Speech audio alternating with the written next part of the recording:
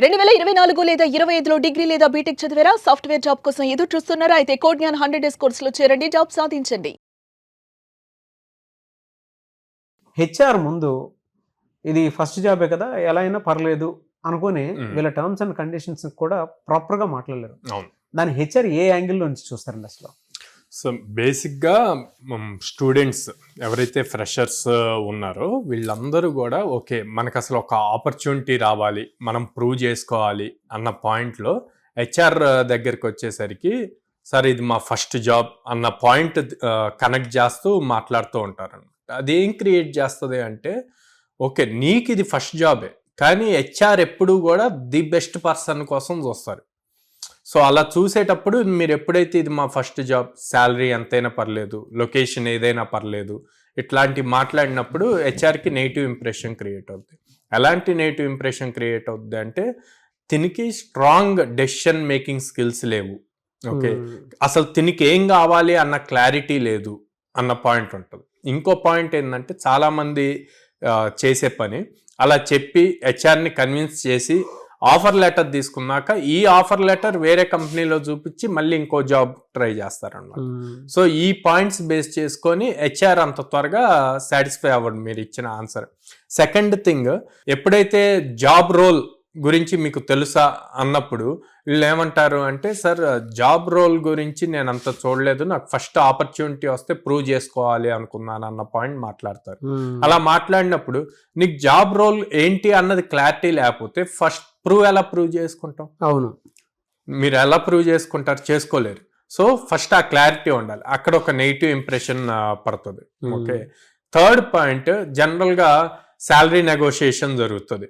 Sir students ఏం చెప్తారంటే as per market అని చెప్తారు, లేకపోతే as per your company norms sir అని చెప్తారు. నేనేం చెప్తాను అంటే ఆర్ హెచ్ఆర్ ఏం బిలీవ్ చేస్తారు అంటే మీకు బేసిక్ నీడ్స్ అన్న మినిమం కవర్ అవ్వాలి. ఓకే, మీరు ఎప్పుడైతే as per market or as per company norms అన్నప్పుడు వాళ్ళు 5,000 10,000 ఆఫర్ చేయొచ్చు. అట్లా కాదు, ఫ్రెషర్గా మీకంటూ కొంత మార్కెట్లో యావరేజ్ శాలరీ ఎంత ఉంది ఆ జాబ్ రోల్ కన్నా క్లారిటీ ఉండాలి. ఆ క్లారిటీ ఎప్పుడైతే ఉంటుందో మీరు ఆ పాయింట్ చెప్పి అది మీరు ఎక్కువ అనుకోండి తక్కువ అనుకోండి, సింపుల్గా for suppose sir I'm expecting 4 LPA and I'm open for negotiation అంటే అక్కడ ఒక మంచి ఇంప్రెషన్ పడుతుంది, హుందాగా. ఓకే తిను 4 LPA ఎక్స్పెక్ట్ చేస్తున్నాడు బట్ నెగోషియేషన్ కూడా రెడీగా ఉన్నాడు అని చెప్పి అట్లాగా చెప్పకుండా యాజ్ పర్ కంపెనీ నార్మ్స్ అన్నారంటే డిఫరెంట్ వేలోకి తీసుకెళ్తుంది.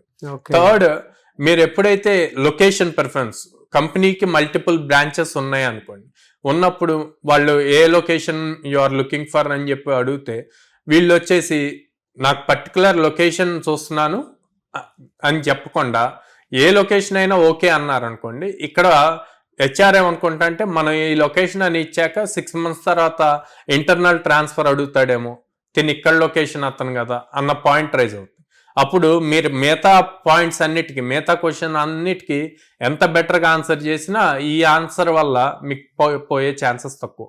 ఓకే, సో అందుకని కంపల్సరిగా వెల్ ప్రిపేర్డ్గా ఫస్ట్ జాబ్ అయినా సరే, అందుకే ఇప్పుడు ట్రెండ్ మారిందండి. ఇప్పుడు ఏం చేస్తున్నారు, ఫస్ట్ జాబ్ అన్నది చూడట్లా, ఇంటర్న్షిప్స్ ఆల్రెడీ చేశారా లేదా అని చూస్తున్నారు, ఆల్రెడీ కంపెనీ ఎక్స్పోజర్ ఉందా లేదా అన్నది చూస్తున్నారు, కార్పొరేట్ ఎన్విరాన్మెంట్ లో వర్క్ చేశారా లేదా అన్నది చూస్తున్నారు. సో అప్పుడు ఇట్లాంటి ఇష్యూస్ అన్ని తగ్గుతాయి అన్నమాట. సో ఫస్ట్ జాబే కదా అని చెప్పి అట్లాగా సింపుల్ ఆన్సర్స్ ఇవ్వకుండా ప్రాపర్గా స్ట్రాటజిక్గా ఇంటర్వ్యూ రౌండ్కి వెళ్ళే ముందే ప్రిపేర్ అయ్యి వెళ్తే ఈజీగా ఇంటర్వ్యూని క్రాక్ చేయొచ్చు. నాకు మీరు అలా ఒక్కొక్క పాయింట్ చెప్తుంటే వీటి మీద మీకు వచ్చినటువంటి గ్రిప్ కానీ లేదనంటే మీరు అబ్జర్వ్ చేసినటువంటి విషయాలు కానీ నాకు స్టూడెంట్కి ఓకే అంటే మీ గైడెన్స్లో మీ ఆర్గనైజేషన్లో ఈ స్టైల్లో పిల్లాడు ఉండటం వల్ల సక్సెస్ రేట్ ఎక్కువ ఉందేమో అని అనిపిస్తుంది సార్. అంటే ప్రతి పాయింట్ని చాలా డీటెయిల్గా చెప్తున్నారు కదా. ఇప్పుడు ఇదే విషయాలు వేరే వాళ్ళకి చెప్పమంటే ఇంత డీప్ సైకాలజీ ఉండదు. సో అంత డీటెయిల్గా మీరు చెప్తుంటే నాకు చాలా బాగా అనిపించింది. అంటే ఈవెన్ ప్రతి స్టూడెంట్ కూడా ఇలాంటి పర్సనాలిటీ అండర్లోనే కొంచెం గ్రో అవ్వాలి అనుకున్నటువంటి మైండ్ సెట్ ఉన్నటువంటి వాళ్ళు చాలా మంది ఉంటారు.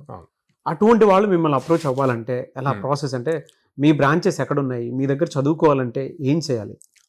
స్క్రీన్ మీద కనిపిస్తున్న నెంబర్స్ కాల్ చేయొచ్చండి, ఆర్ డైరెక్ట్గా మా బ్రాంచెస్కి విజిట్ చేయొచ్చు. విజయవాడ మొగలరాజపురంలో ఉంది, హైదరాబాద్ జైన్ 2 మెట్రో స్టేషన్ దగ్గర ఉంది, అండ్ అమీర్పేటలో చెన్నై షాపింగ్ మాల్ ఆపోజిట్లో ఉంటుంది. అండ్ రేపు February 26 నుంచి వైజాగ్లో ద్వారకానగర్ ఫస్ట్ లైన్లో స్టార్ట్ అవుతుంది.